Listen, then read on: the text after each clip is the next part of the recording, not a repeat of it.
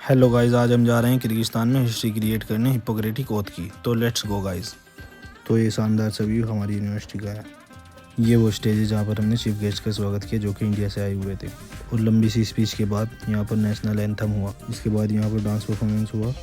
और ये वो स्टूडेंट है जो ओथ लेने आए हुए थे और हमने यहाँ पर खूब सारी मस्ती की। इसके बाद ओथ ली। To my professional conduct, I vow to share my knowledge. तो ओथ लेने के बाद हिस्ट्री क्रिएट सर्टिफिकेट के साथ हम चले अपने घर। Thank you guys for watching.